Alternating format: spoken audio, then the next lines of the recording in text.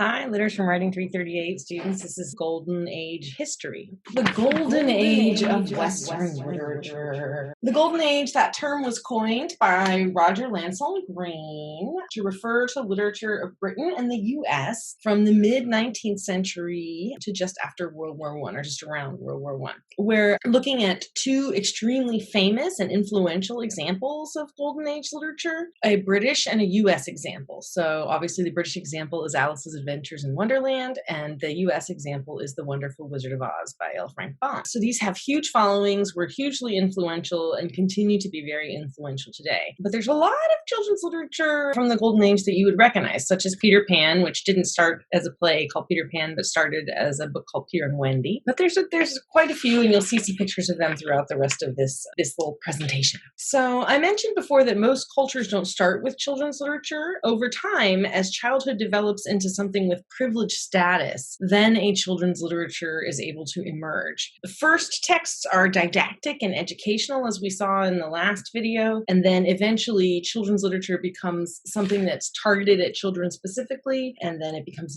its own genre. And now it's a very complicated genre as well. Okay, so before that can happen, a few things need to happen in order to allow for that to proceed. So there's a number of different ideas then that pave the way for thinking of children differently, and which would then allow there to be more targeted literature for them. The first is John Locke, and you can see that's at the very end of the 17th century, and he's the one who, if you've ever heard of the term the blank slate or the tabula rasa, this is Locke, right? That we as people are born without any innate ideas and we have to learn anything. We're a blank slate that culture inscribes on us, whatever it is we need to know. So this is a very extreme nurture view, right? If you've got the nature versus nurture, what are we born with? Maybe the nature side would suggest we're born with instinctual behaviors, etc. Locke saying no, he sees it all as us teaching children, and so the children learn and we guide their development that way. So that idea has to gain currency in order for there to be a perception then that children need to be treated differently than adults. Because in the medieval period, children were apprenticed pretty early on, around just before puberty. Teenagers were not really considered children anymore. They just had a very different conception of childhood than we do now. It's not that they didn't think of childhood, but it just was different. Once Locke's view comes to predominate then throughout the next century, the 18th century, you can see that by the end of the 18th century, all throughout the 18th century, people are building on these ideas. And the 18th century is often known as the age of enlightenment or the age of reason. So they're trying to figure things out and to use science to do so, which maybe is a little bit different than what we saw in the medieval and Renaissance period, where folks were more focused on what do authorities say. So Rousseau, Jean-Jacques Rousseau, he also furthers this idea in suggesting that innately humans have innocence, all of us. So children then also have innocence specifically, not just that we're blank slates, but that we're innocent. And this is a resistance to the notion of original sin, right? We're born with sin, we're born not innocent. Rousseau's like, nope, kids are innocent, right? And they're corrupted through their interaction with the world. This is a notion that becomes really important in the Romantic movement as well. The rise of Romanticism reinforces the view of childhood as a place for pleasure. Children should be consumed with play and with innocence, and they should sort of be out in the fields, communing with nature and the birds and the deer. And you can see in these pictures this notion, this romanticized notion of childhood, right? And she's connected with the flowers and the nature and all of that sort of stuff.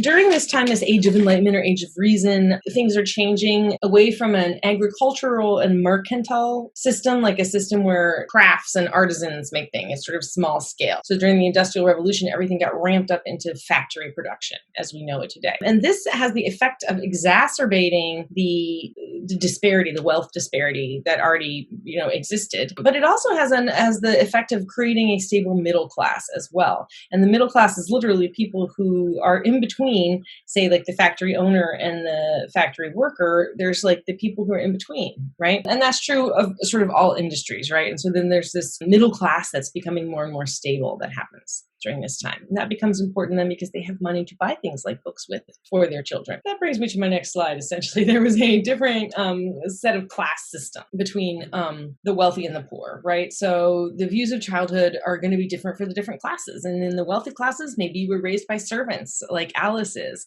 She engages with servants. Maybe you're going to be educated traditionally. So you're going to learn all of the sort of classical things that you might learn at school that start from the Greco-Roman period and work forward. You're going to to be trained in reading and writing and humanities and arithmetic and all of those sort of very traditional kinds of education. Although you're not necessarily going to go somewhere, you're going to have people maybe come in depending on how wealthy you are. If you're middle class, you're going to go to school. And then this is where this notion that children who are innocent and need of protection arises. The Victorian period also kind of saw women, aristocratic white women, as in need of protection. And they also saw children in that way. So children were separated off from the rest of society in these wealthy or middle class environments. Poor children, on the other hand, had a very different situation. The children of working class people who were working in the factories. And a lot of those people were children. They were sent to work really early. So that for them, it didn't change. Like essentially this medieval notion of children as little humans who we can use and who need to learn and like contribute to society, that continues in the working class instead of shifting into this new romanticized notion of children that the wealthy get to play around with. So in these working class families, they're working, so they're not getting educated. They may not be literate. And then that's going to prevent their upward social mobility as well. And so then they're going to be trapped in this cycle of poverty. They're going to be raised by their parents or their older siblings. They're not going to have help. And in essence, they're raised as young sort of adults, right? They're not, these children in these pictures aren't being protected. They're doing the exact same work that the adults are doing. The effect then that because of these social class differences and the fact that working class people weren't really buying books, they weren't able to buy books, they didn't have money for that, and they couldn't read if they did buy the books. So what they have nice pictures, but that's not really something necessary, right? And if you are in extreme poverty, you're not buying luxuries, you're buying necessities.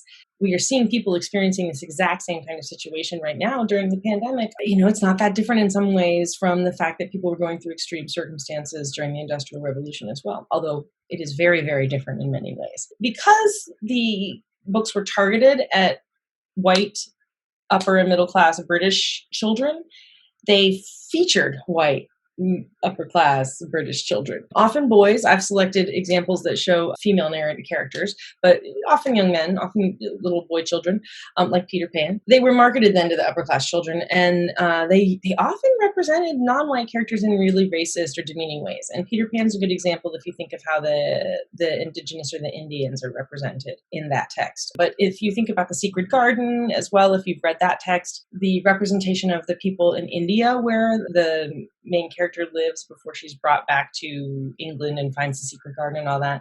Those are pretty stereotypical racist representations of Indians. So we see that as well during this time period. So one of the things happens then that all of those factors were factors that allowed the golden age then to proceed, right? Because you have a group of people who can buy books. You have a notion that children need their own sets of books. They're protected, they're innocent, they need stories that are for them. And you have a group of people who have the time and the leisure to participate in that process. So then there's this flowering of children's literature that folks have called the Golden Age. All right, I'll see you in the next video.